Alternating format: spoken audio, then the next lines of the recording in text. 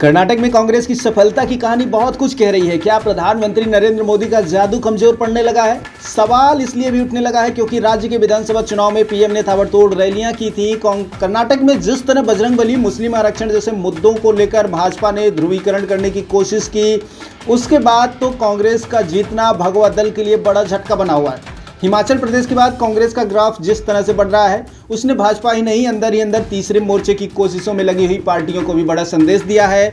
5 से 6 ऐसे सियासी चेहरे जिनको कांग्रेस के जीतने से टेंशन बढ़ने वाली है, उनके बारे में बताएंगे आपको। उनके बारे में जानने से पहले कर्नाटक में भाजपा बनाम कांग्रेस की फाइट को भी समझना जरूरी है। आखिर कांग्रेस कैसे मोदी शाह वाली भाजपा पर भारी पड़ गई? 11 बजे तक के रुझानों में 224 सीटों वाली कर्नाटक विधानसभा में कांग्रेस को 117 से ज़्यादा सीटें मिली। भाजपा को 75 सीटें मिलती दिखाई दी, लेकिन जेडीएस को भी उम्मीद है कि लगभग 25 से 30 सीटें मिल जाएंगी। दरअसल कर्नाटक की चुनाव प्रचार का पैटर्न देखिए तो बजरंगबली के जयकारों की गूंज सुनाई देती है। भ्रष्टाचार समेत कई मुद्दे ऐसे रह गए जिनको लेकर के कांग्रेस ने अपने घोषणा पत्र में बखूबी काम किया। पीएफआई और बजरंग दल जैसे संगठनों पर प्रतिबंध लगाने की बात की गई तो सियासी तूफान आ गया। इन मुद्दों में भाजपा को जीत का सर्टिफिकेट दिखने लगा। उसे ऐसा प्रचारित किया गया जैसा कि कांग्रेस ने बजरंग दल नहीं बल्कि भगवान बजरंगबली का अपमान किया हो।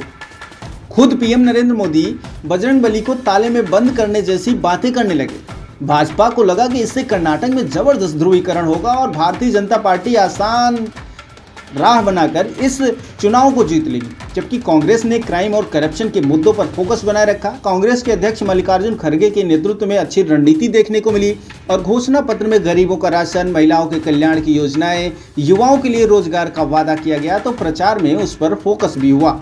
तो आइए अब समझते हैं उन 6 चेहरों को जिनको टेंशन बढ़ रही है। सबसे पहले इसमें है एचडी कुमारस्वामी, जो कि जेडीएस के अध्यक्ष हैं।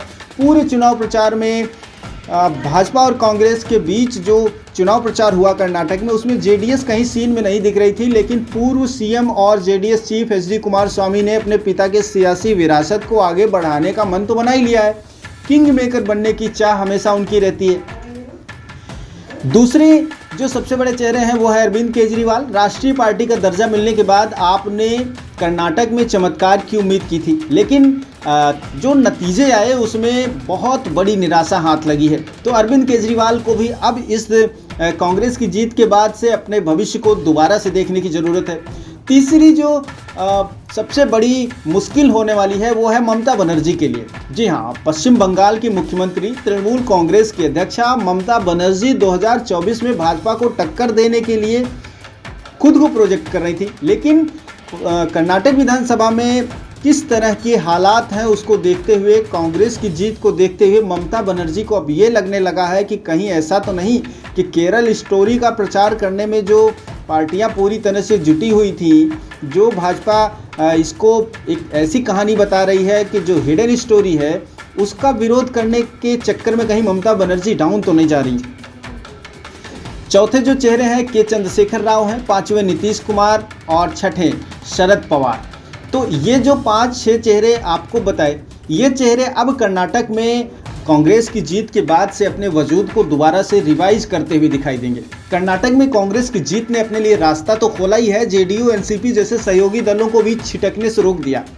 महाराष्ट्र में शरद पवार की पार्टी एनसीपी कांग्रेस और उद्धव ठाकरे की शिवसेना के साथ मिलकर सरकार चला चुकी है। अब नीतीश और पवार दोनों को संदेश मिल गया है कि तीसरे मोर्चे की बात भूलकर यूपीए को मजबूत करने का वक्त आ गया। कहीं तीसरे मोर्चे के चक्कर में वोट 3 हिस्सों में न बंट जाए और इसका फायदा पूरी तरह से भाजपा को न मिले।